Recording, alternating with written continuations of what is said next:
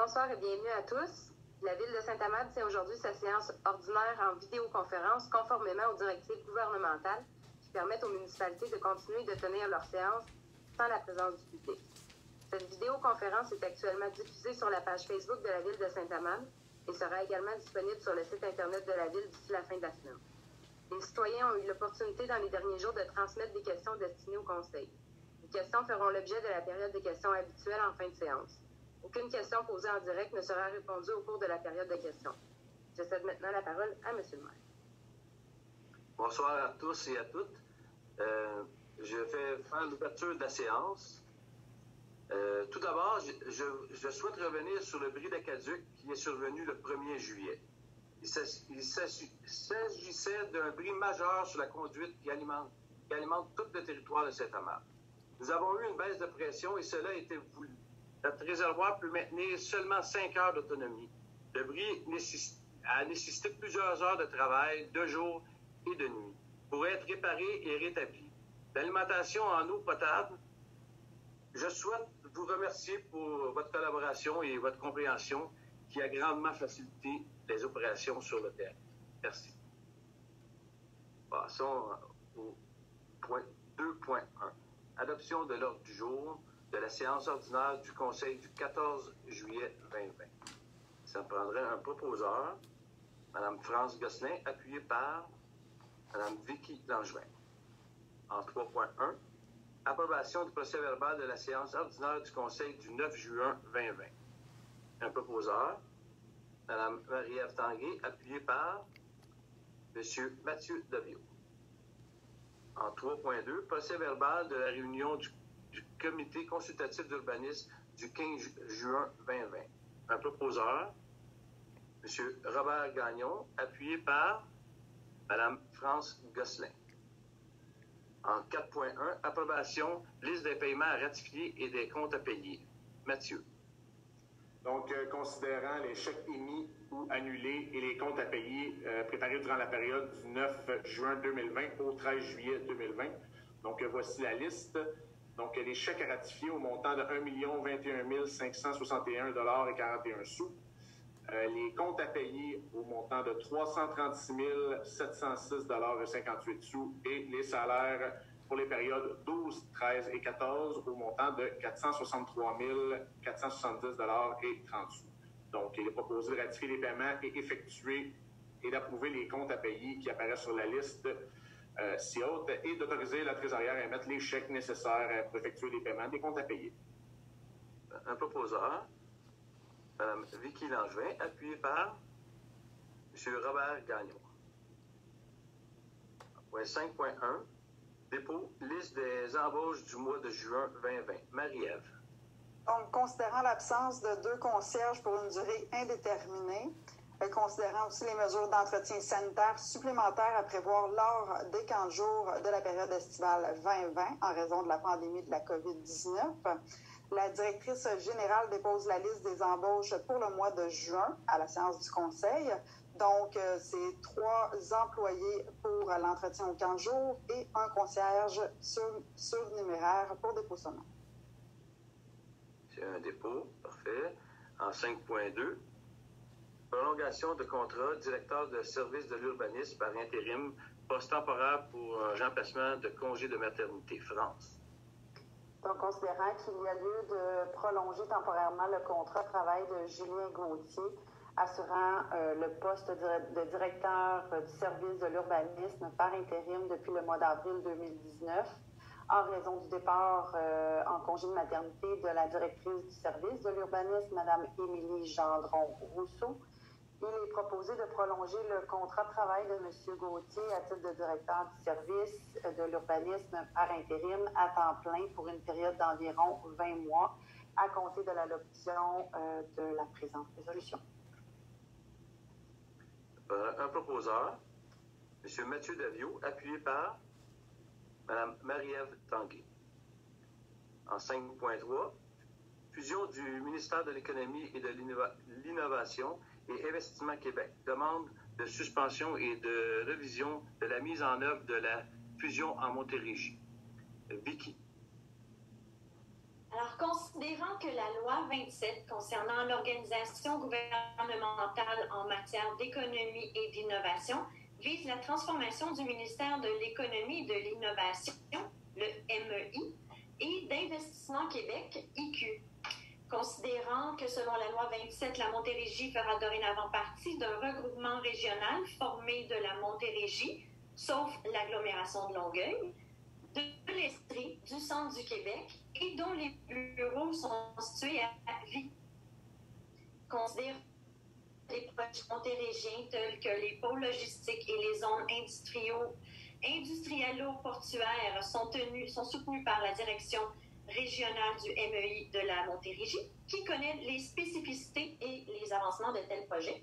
Considérant également que la Montérégie possède le plus grand PIB au Québec après l'île de Montréal, considérant que la Montérégie, avec sa taille et son importance, devrait posséder à elle seule une direction générale du ministère de l'Économie et de l'Innovation, considérant aussi que la Montérégie compte présentement sur des professionnels du MEI qui ont une connaissance approfondie des enjeux des entreprises et du réseau d'intervenants, alors il est proposé de demander au ministère de l'Économie et de l'Innovation de maintenir une direction régionale du MEI en Montérégie et de demander au ministre de l'Économie et de l'Innovation de respecter, faute de mettre en place une direction montérégienne du MEI, les limites du territoire de la communauté métropolitaine de Montréal et de tenir compte de la réalité particulière et des besoins respectifs de chacun de ces grands secteurs, soit l'île de Montréal, Laval, l'agglomération de Longueuil, la Couronne Sud et la Couronne Nord.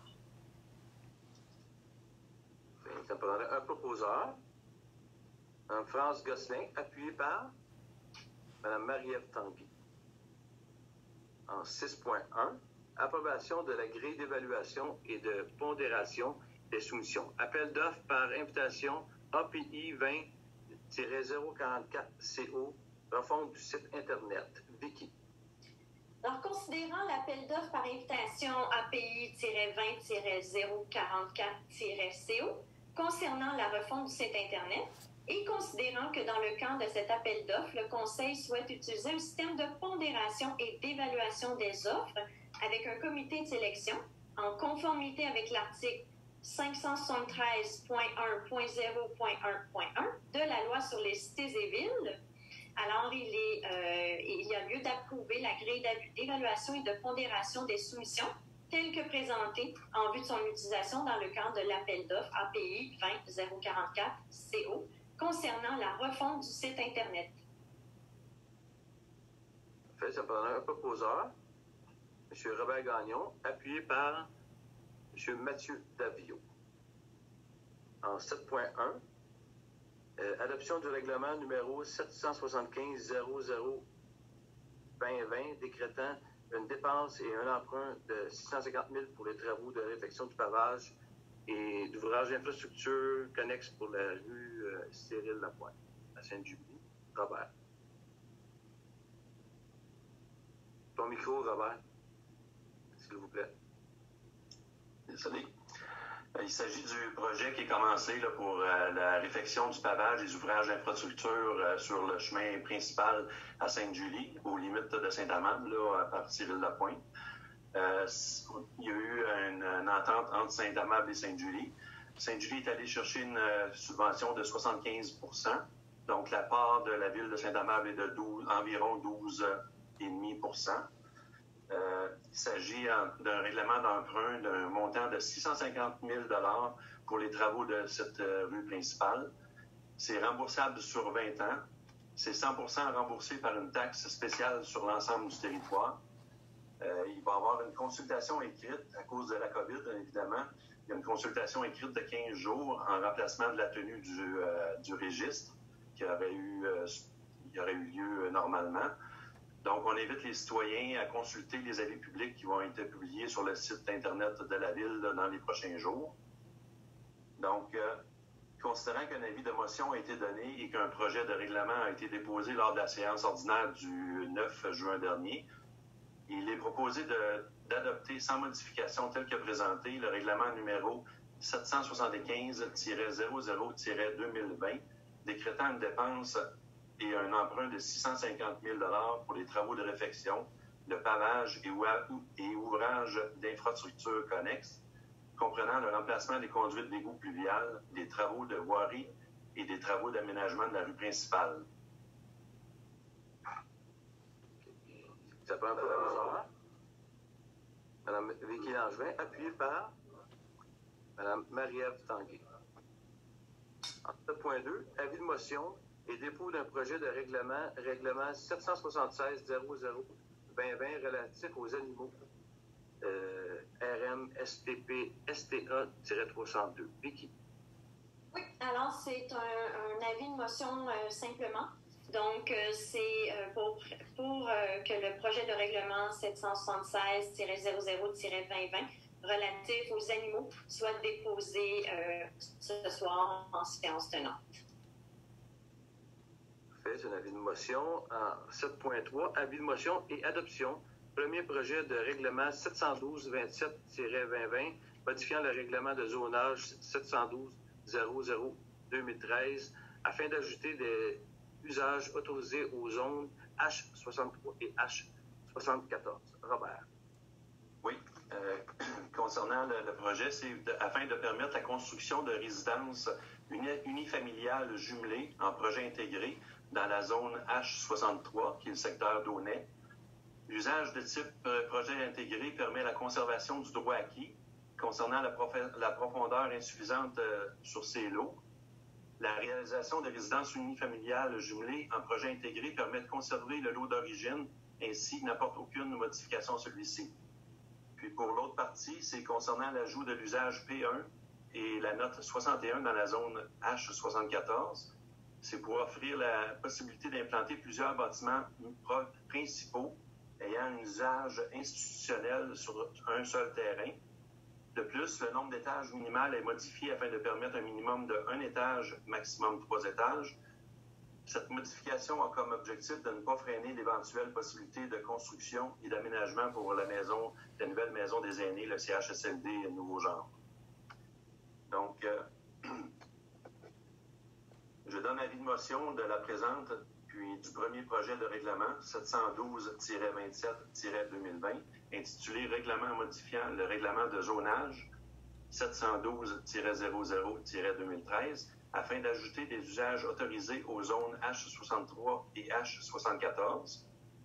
Il est aussi proposé d'adopter, tel que présenté, le premier projet de règlement 712-27-2020 et d'assujettir ce projet de règlement à une consultation écrite de 15 jours, annoncée par avis public sur notre site web dans les prochains jours, en remplacement de l'Assemblée publique de consultation comme on faisait avant la COVID.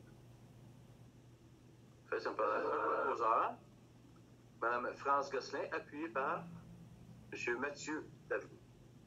En 7.4, avis de motion et adoption d'un premier projet de règlement 705-08-2020 modifiant le règlement 705-00-2012 sur les usages conditionnels afin d'ajouter la zone H63 et au domaine d'application de l'usage conditionnel. Projet intégré résidentiel. Robert.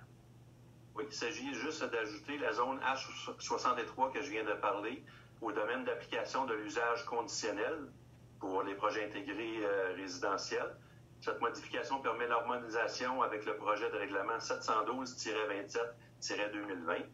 Je donne donc avis de motion de la présente et du premier projet de règlement 705-08-2020, intitulé Règlement modifiant le règlement 705-00-2012 sur les usages conditionnels afin d'ajouter la zone H63 au domaine d'application de l'usage conditionnel projet intégré résidentiel. Un proposeur. Mme Vicky Langevin, appuyée par Mme Marie-Ève Tanguay. En 7.5, acceptation de l'offre d'achat, vente de terrain par la Ville, lot 5 133 178 du cadastre du Québec, Parc Plaisance, intersection de la rue Plaisance et Pierrette. Marie-Ève. Donc, considérant dans le cadre du plan directeur des parcs et espaces verts, la Ville de Saint-Amand avait procédé à l'inventaire de ces parcs et à la mise en place d'une stratégie de mise en valeur et d'amélioration de ces parcs et espaces verts. Considérant qu'il avait été recommandé de se départir de certains espaces de parcs, dont le lot 5 133 178 du cadastre du Québec, étant un terrain vacant situé à l'intersection des rues Plaisance et Pierrette, considérant qu'un avis public de vente de terrain a été affiché sur le site Internet de la Ville en novembre 2018, considérant qu'une autorisation de la Commission de la protection du territoire agricole du Québec, la CPTAC, pour une utilisation à des fins autres qu'agricoles doit être obtenue préalablement à la construction d'une résidence unifamiliale isolée sur le lot, considérant que la Ville a reçu une offre d'achat officielle pour le lot le 6 juillet 2020 et que cette offre d'achat respecte les conditions énoncées à l'avis public, il y a lieu d'accepter l'offre d'achat reçue par la Ville le 6 juillet 2020 et présentée par Raphaël Henry et Josiane Bernard-Bouffard pour l'achat du terrain vacant situé à l'intersection des rues Plaisance et Pierrette, aussi connu comme étant le lot précité plus haut, au montant de 81 000 taxes et frais en su. Évidemment, c'est conditionnel à l'obtention d'une autorisation de la STAC pour l'utilisation à des fins autres qu'agricoles dans un délai d'1 an, débutant en comptant de l'adoption de la présente résolution. Que l'acte notarié soit signé dans les 3 mois suivant l'obtention de l'autorisation de la CPTAC, qu'une résidence unifamiliale isolée y soit construite dans un délai maximal de 2 ans suivant la signature de l'acte d'achat de vente notarié. Un proposeur, M. Robert Gagnon, appuyé par Mme France Gosselin. En 7.6, autorisation de signature avenant numéro 1, Centre intégré de santé et de services sociaux de la Montérégie-Est, le 6 Montérégie-Est. Maison des aînés, rue du Parchemin, France. Considérant qu'un avenant doit être signé entre les deux parties afin de prolonger la période de vérification diligente jusqu'au 21 août 2020 inclusivement, il est proposé d'autoriser la directrice générale, Mme Carmen Métoff, ou en son absence, la greffière Maître Alexandrine Gemme, à signer pour et au nom de la Ville l'avenant numéro 1 à la promesse bilatérale de vente et d'achat des lots 6 325 686 et 5 978 334 du cadastre du Québec, intervenu entre la Ville et le 6 Montérégie-Est. Un proposeur, M. Mathieu Davio, appuyé par Mme Vicky Langevin. En 7.7, autorisation de signature entente intermunicipale relative à la réflexion d'un tronçon de la rue principale à Sainte-Julie, ville de Sainte-Julie, abrogation de la résolution 063-03-20. Marie-Ève. Donc, considérant que le Conseil municipal a adopté à la séance ordinaire du 10 mars 2020 la résolution numéro 063-03-20, autorisant la signature de l'entente intermunicipale avec la Ville de Sainte-Julie relativement à la réflexion d'un tronçon de la rue principale à Sainte-Julie, portant de la limite territoriale entre les villes de Saint-Amable et de Sainte-Julie, et allant jusqu'à l'intersection de la montée des 42, donc soit la route de 29, considérant qu'il y a lieu de modifier l'annexe A de cette entente, il y a lieu d'autoriser le maire ou en son absence le maire suppléant et la greffière ou en son absence la directrice générale à signer pour et au nom de la Ville l'entente intitulée « Entente intermunicipale relative à la réflexion d'un tronçon de la rue principale à Sainte-Julie » avec la Ville de Sainte-Julie, bien évidemment, et d'abroger la résolution 063-03-20. Un proposeur, M. Robert Gagnon, appuyé par M. Mathieu Davio. En point 11, on est rendu à la point 11.1, autorisation de paiement, éclairage du parc du projet domiciliaire Le Rémy, MES Habitation, France. Oui, considérant l'entente promoteur signée entre la Ville de Saint-Amable et la compagnie 9355-8195 Québec Inc. le 22 mai dernier, le 22 mai 2019 pour la construction d'un projet domiciliaire sur la rue Rémy, Considérant qu'au terme de cette entente, les parties sont convenues que le parc et le sentier seraient aménagés par le promoteur et financés par la Ville, déduction faite des frais de parc dus par le promoteur. Considérant que le promoteur procédera à l'installation de l'éclairage complet dans le parc, soit 3 fûts, un panneau d'alimentation, un compteur d'Hydro-Québec, un fût complet supplémentaire pour pièces et les conduits d'alimentation, il est proposé d'autoriser le paiement d'une somme de 28 374,11 sous, toutes taxes comprises, au promoteur 9355-8195 Québec Inc., le réuni par MES Habitation, afin de pourvoir au coût de l'éclairage du parc situé dans le projet domiciliaire précisé, d'autoriser la trésorière à émettre les chèques nécessaires et de payer cette somme à même les fonds à des fins de parc. Un proposeur, Mme Marie-Ève Tanguay, appuyé par M. Robert Gagnon. En 12.1, programme de la taxe sur l'essence et sur la contribution du Québec, la TEC, pour les années 2019 et 2023. Programmation des travaux, ministère des Affaires municipales et de l'Habitation. Mathieu. Et donc, étant donné que la Ville a pris connaissance du guide relatif aux modalités de versement et de contribution gouvernementale dans le cadre du programme de la taxe de l'essence et de la contribution du Québec, donc la TEC, pour les années 2019 à 2023. Donc, il est proposé que la Ville s'engage à respecter les modalités du guide qui s'appliquent à elle. Aussi que la Ville approuve le contenu et autorise l'envoi au ministère des Affaires municipales et de l'Habitation de la programmation de travaux version numéro 1, 6 juin, et de tous les autres documents exigés par le ministère en vue de recevoir la contribution gouvernementale qui lui a été confirmée dans une lettre du ministère des Affaires municipales et de l'Habitation. Donc, également que la Ville s'engage à atteindre le seuil minimal d'immobilisation qui est imposé pour l'ensemble des 5 années du programme. Un proposeur, Mme France Gosselin, appuyé par Mme Vicky Langevin. Au point 13, nous allons regrouper le 13.1 à 13.4 pour les demandes de délégation mineure. Robert. Robert, ton micro, s'il vous plaît. Oui, désolé. Le 13.1, c'est concernant le 152 de la rue d'Aunay.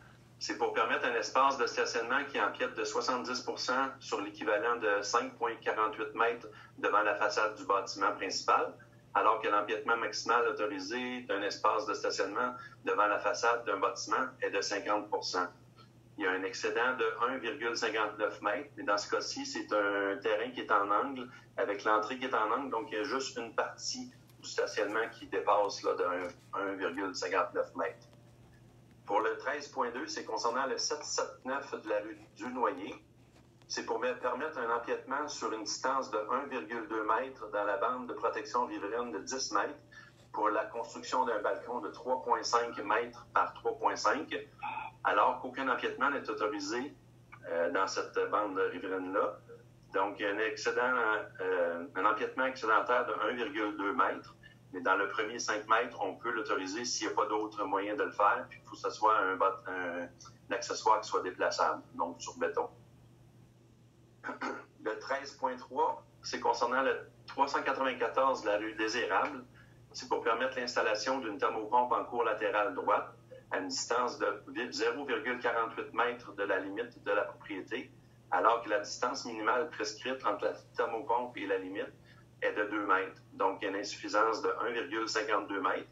Et dans ce cas-ci, le citoyen est allé chercher des lettres de ses voisins et le CCU était en faveur de la demande. Le 13.4, c'est concernant le 765 de la rue Marseille pour la parcelle numéro 3. C'est de permettre une largeur de terrain de 12,38 mètres, alors que la largeur minimale prescrite est de 15 mètres. Donc, il y a une insuffisance de 2,62 mètres. Par contre, la profondeur du terrain est amplement suffisante, puis l'air aussi du terrain dépasse ce qui est le minimum. Donc, considérant que les citoyens ont été avisés à se faire entendre au moyen d'une consultation écrite annoncée par Élu public le 19 juin dernier, conformément à l'arrêté ministériel de 2020-033 du 7 mai 2020, qui permet au Conseil de choisir et de tenir une consultation écrite de 15 jours en remplacement de la procédure habituelle en raison de la pandémie de la COVID, pour pouvoir aller de l'avant et avec l'étude des demandes de dérogation mineure. Considérant qu'aucun commentaire n'a été reçu durant la période de consultation écrite qui s'est déroulée jusqu'au 6 juillet dernier à 16h15, il est proposé d'accepter tel que demandé les quatre dérogations mineures là, que je vous ai expliquées. Fait, ça me parle d'un proposeur, Mme Marie-Ève Tanguy, appuyée par M. Mathieu Davio. En 13.5, demande de modification d'un usage conditionnel numéro 2020-002 UC pour le 790 à 800 et le 816 à 822 et le 823 à 833. Terrasse du Merle Bleu. Numéro de 5 976 559 à 5 976 562 du Cadastre du Québec, France. Considérant que les citoyens ont été invités à se faire entendre au moyen d'une consultation écrite annoncée par avis public le 19 juin 2020, conformément à l'arrêt ministériel 2020-033 du 7 mai 2020, qui permet au conseil municipal de choisir et de tenir une consultation écrite de 15 jours en remplacement de la procédure habituelle en raison de la pandémie de la COVID-19, pour pouvoir aller de l'avant avec l'étude des demandes relatives aux usages conditionnels.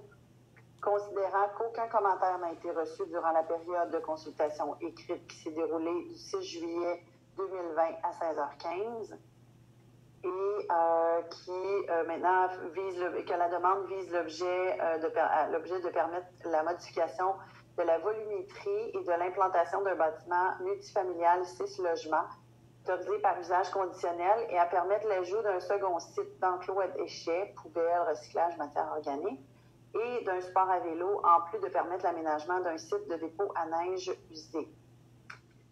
Il y a lieu d'accepter, tel que proposé, la demande de modification d'un usage conditionnel numéro 2020-002 UC. Ça prendrait un proposeur, Mme Vicky Langevin, appuyée par M. Robert Gagnon. En 13.6, demande d'autorisation d'usage conditionnel numéro 2020-003 UC, lot vacant rue du Cardinal. Projet intégré mix le lot 5 976 754 du Cadastre du Québec. Robert. Il s'agit ici d'une demande de projet pour la réalisation d'un projet intégré mix, résidentiel et commercial, avec stationnement. Il s'agit de 2 bâtiments de 3 étages comportant chacun 20 unités résidentielles et 4 locaux commerciaux.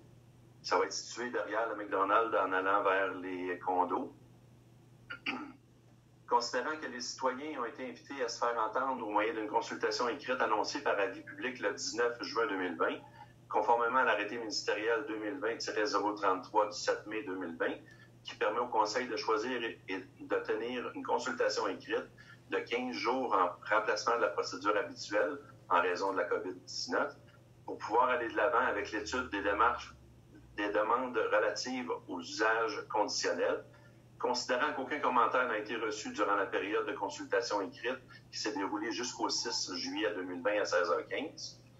Il est proposé d'accepter la demande d'autorisation d'un usage conditionnel numéro 2020-003-UC à la condition qu'un plan photométrique conforme aux objectifs et critères prévus au règlement sur les usages conditionnels numéro 705-00-2012 accompagne la demande de permis.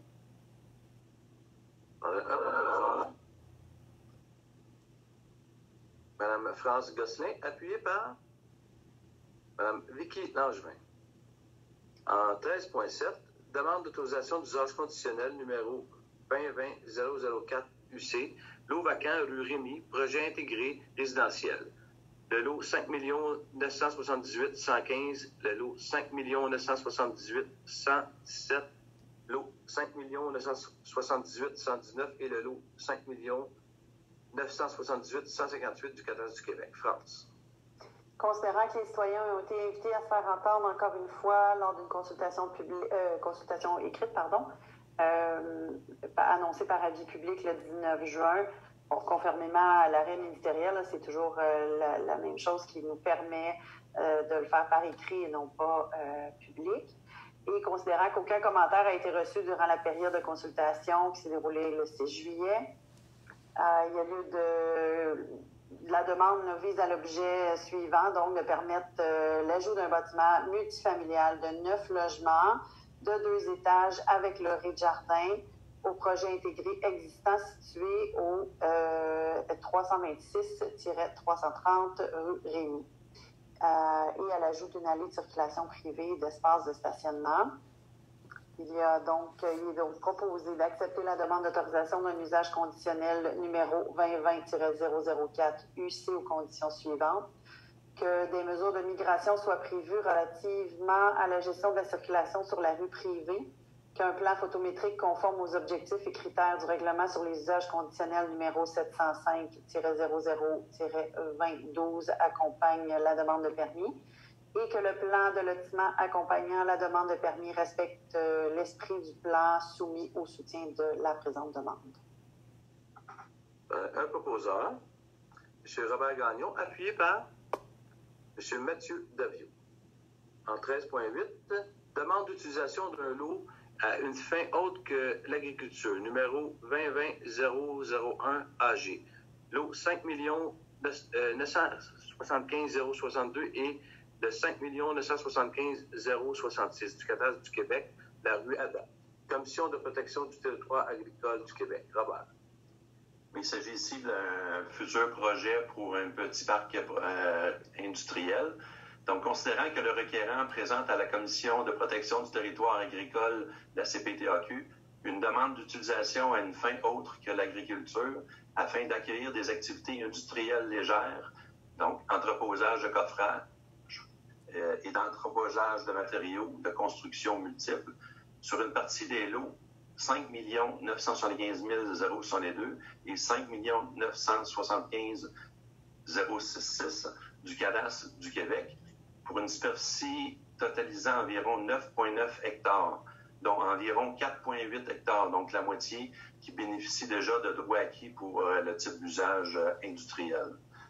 Donc, considérant que la demande ne contrevient à aucune disposition du règlement d'urbanisme de la Ville, il est proposé d'accepter et d'appuyer telle que présentée la demande d'utilisation à une fin autre qu'agriculture à la Commission de protection du territoire agricole du Québec, CPTAQ, par le requérant, afin d'accueillir des activités industrielles légères, entreprises de coffrage et entreposage de matériaux de construction multiples, sur une partie des lots 5 975 062 et 5 975 066 du cadastre du Québec, situés sur la rue Adam, pour une superficie totalisant environ 9,9 hectares, donc environ 4,8 hectares qui bénéficient déjà, comme j'ai dit tout à l'heure, de droits acquis pour cet usage, et de confirmer l'absence d'espace approprié disponible ailleurs sur le territoire de la Ville, hors de la zone agricole, qui pourrait satisfaire à la demande.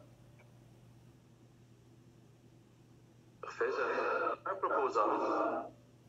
Mme France Gosselin, appuyée par Mme Vicky Langevin. Au point 13.9, moi, j'ai fait une déclaration pécuniaire avant d'être élu, puis il s'agit d'un de mes terrains, c'est en conflit d'intérêt. Je vais me retirer pour ce point. Juste un petit instant.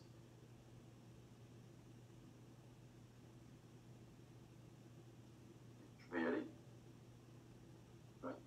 Okay. 13.9, demande d'approbation d'un plan d'implantation et d'intégration architecturale numéro 2020-001-PIIA, projet Faubourg de l'Or. France. Considérant que le requérant souhaite faire approuver le plan projet de lotissement et les matériaux de revêtement extérieur, il est proposé d'accepter la demande d'approbation d'un plan d'implantation et d'intégration architecturale numéro 2020-001-PIIA aux conditions suivantes. C'est-à-dire que le projet Faubourg de l'Or phase 1 à 3 et suivante respecte le plan projet de lotissement préparé par Sébastien Roux, que les projets intégrés résidentiels prévus pour les parcelles 49, 96 et 97 fassent ultérieurement l'objet d'une approbation de la part de la Ville de Saint-Amable, qu'un trottoir soit prévu en façade des parcelles 50 à 53 jusqu'à la parcelle 4, donc c'est le prolongement de la rue Dollard jusqu'au parc projeté. En 4, que le bassin de rétention prévu sur la parcelle 99 fasse l'objet d'un aménagement approprié et sécuritaire afin que celui-ci soit bien intégré au sentier multifonctionnel prévu sur les parcelles 2 et 100. En 5, que le projet phase 1 à 3 et suivante soit desservi par 2 rues publiques. En 6, que les espaces appropriés soient prévus pour l'aménagement d'un site pour les boîtiers postaux. En 7, qu'un plan photométrique éclairage lampadaire de rue soit approuvé par la Ville préalablement à la signature de l'entente promoteur à être signée entre les parties. En 8, que les aménagements adaptés aux dimensions longilignes des parcelles 2 à 3, 55 à 57 et 100 soient prévus pour des espaces verts afin d'éviter que les lieux deviennent sous-utilisés et viennent à constituer une charge monétaire supplémentaire pour les contribuables. Et c'est ça. Voilà. Ça va prendre un proposeur, Marie-Ève Tanguay, appuyé par Vicky Langevin. On peut faire revenir Stéphane.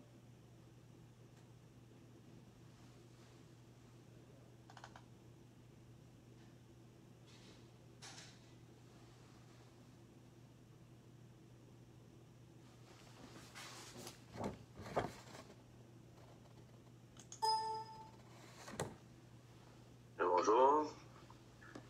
Nous sommes rendus à la période de questions, je crois. On n'avait pas point d'informations. Période de questions, Alexandrine? Oui. Donc, on tient à rappeler que pour des fins logistiques, les questions posées en direct ne sont pas répondues, donc ne font pas l'objet de la période de questions. On a reçu préalablement à la séance un total de 10 questions. Donc, la première, un citoyen demande si la Ville a déjà considéré la possibilité de construire un aréna. Nous avons fait déjà la vérification et seulement 15% de l'aréna serait utilisé par nos jeunes. Notre bassin de population ne permet pas pour le moment. Cependant, nous avons d'excellentes ententes avec la Ville de Sainte-Julie qui nous charge le même coût que leurs citoyens.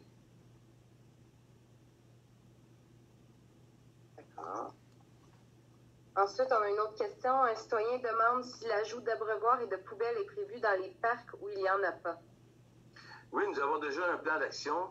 Cependant, à cause de la COVID, nous allons attendre des recommandations de la santé publique afin de commander les bons équipements.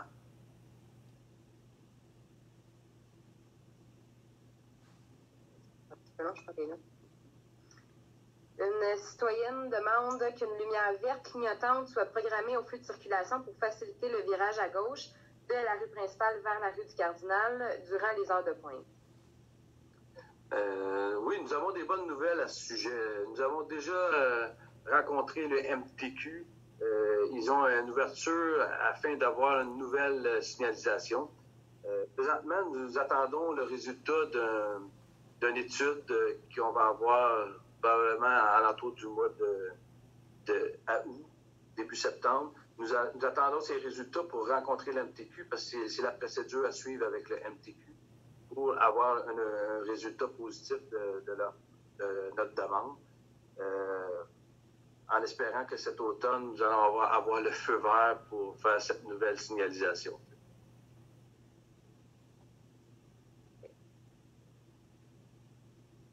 Ensuite, une citoyenne demande quand sera construit le nouveau lien vers l'autoroute 30. Nous travaillons depuis le début de notre mandat sur ce projet, mais ça avance à petits pas.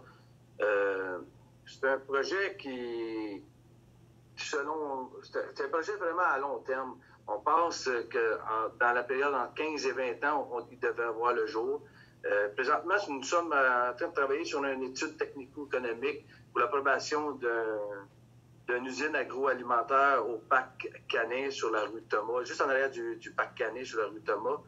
Nous Donc, si nous parvenons à obtenir cette usine agroalimentaire sur notre territoire, cela va relancer l'industrie agricole de notre territoire. Par le fait même, nous allons pouvoir obtenir un nouveau lien routier vers la direction A30.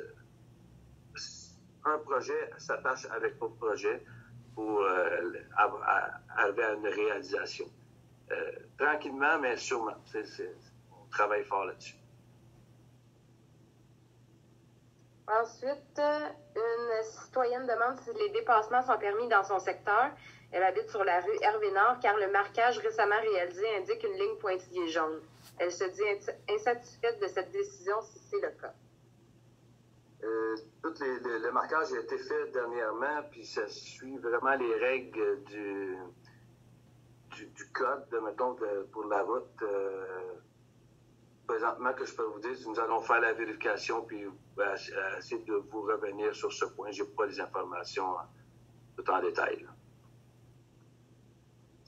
La seule affaire que je peux dire, ça respecte vraiment le code de la route. Yep. Un citoyen demande s'il y a un projet pour améliorer l'approvisionnement en eau potable. J'en ai parlé en début. On a eu un problème un bris d'aqueduc qui est survenu sur Lionel Boulet. Chacune des villes ont un débit réservé qui à respecter. Il y a une seule conduite d'eau qui alimente Saint-Amand qui provient de Lionel Boulet, justement, et par la rue de Touraine à Sainte-Julie. Présentement, nous sommes pour parler avec la ville de Sainte-Julie et Varennes pour un éventuel équilibrer les débits réservés pour chaque ville et sécuriser notre réseau. Il y a plusieurs scénarios qui sont en cours d'évaluation pour augmenter notre débit réservé, notamment la capacité de traitement de l'usine qui est calculée présentement sur 55 000 mètres cubes par jour, mais l'usine a une capacité même de 72 000 mètres cubes par jour. Ça, c'est une possibilité qui est envisagée de vérifier avec comment on va pouvoir atteindre le 72 000, c'est avec la capacité des conduites dans les dos à Saint-Amand. Il peut y avoir une conduite parallèle qui serait emmenée autant pour Saint-Amand et Sainte-Julie pour sécuriser notre réseau. Il y aurait aussi une nouvelle répartition de débits réservés entre les trois villes. Toutefois, ça va prendre vraiment quelques mois de travail pour arriver à un résultat. Puis notre directeur Lariette travaille présentement sur ce projet. C'est un projet qu'on avait déjà envisagé avant la COVID, Saint-Amand avait levé la main à la régie pour ce problème qui est on a une seule ligne de conduite qui alimente Saint-Amand. On l'a vu dernièrement, comme j'en ai parlé en début de rencontre. On veut régler le problème à moyen terme. C'est un peu ça. Toujours dans l'eau potable, un citoyen demande pourquoi Saint-Amand a émis une interdiction d'arrosage alors que Sainte-Julie et Varennes n'ont émis aucune interdiction. On a parlé avec les débits réservés tantôt. Notre débit réservé il est moindre que la ville de Sainte-Julie et de Varennes. C'est pour ça qu'on est en négociation avec les deux villes. Depuis, il y a eu la pandémie. Depuis la pandémie, on a constaté une grosse augmentation de la consommation habituelle. La même chose s'est produite à Sainte-Julie et à Varennes. Les filles qui ont un débit réservé plus élevé, c'est à cause de ça qu'il n'y a pas eu d'interdiction. Et nous, on était vraiment proche de la limite à atteindre. Quand on dépasse cette limite-là, il y a des amendes qui sont liées au dépassement du débit réservé. Puis c'est nos taxes, c'est pour prendre nos responsabilités comme gestionnaire de la ville pour ne pas augmenter les coûts. Il y a eu ça, il y a eu la chaleur qui a eu vraiment, qui avec l'absence de pluie, qui atteint des records pour cette saison. Ça a fait qu'on a consommé beaucoup plus d'eau. Notre responsabilité, c'est vraiment d'informer les citoyens à consommer de l'eau de manière vraiment le plus responsable possible. Puis c'est ce c'est exactement ce qu'on a fait. Une citoyenne demande si le masque sera obligatoire dans les lieux publics fermés de la ville de Saint-Amand. Le gouvernement, il y a 2 jours, a rendu obligatoire à partir du 18 juillet le masque dans tous les établissements publics, et ainsi les commerces, etc. Nous allons suivre les recommandations de la santé publique et du gouvernement.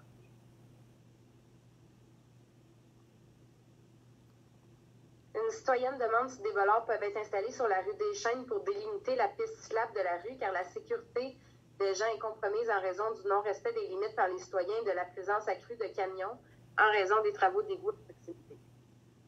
On vient justement d'avoir une subvention pour ce genre pour les pistes cyclables. On attend aussi une étude de mobilité active. C'était prévu pour l'année prochaine. Nous allons voir si on est capable de devancer les travaux, mais c'était prévu pour l'année prochaine sur la rue des Chênes. C'est quelque chose qu'on avait déjà envisagé. Parfait. Maintenant, dernière question. Un citoyen demande si les employés sont assez nombreux et formés pour répondre à la demande d'entretien des terrains du Parc Le Rocher et si des investissements sont prévus pour rendre les infrastructures plus agréables et utilitaires. Donc, stationnement, éclairage, peinture du chalet, module de jeu pour enfants, etc.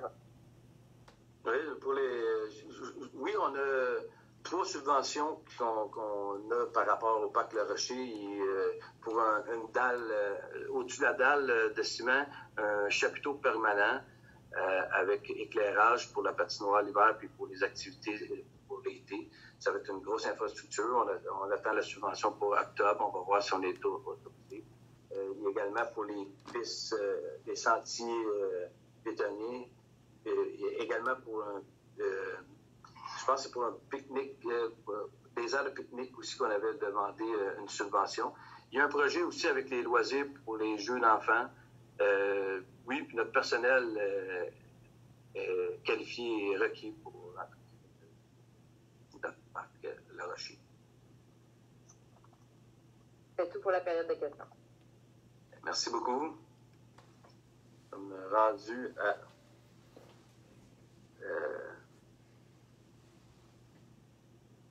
la fin de la séance. Ça va me prendre un proposeur. Madame France Gosselin, appuyée par Madame Vicky Langevin. Merci et bonne soirée.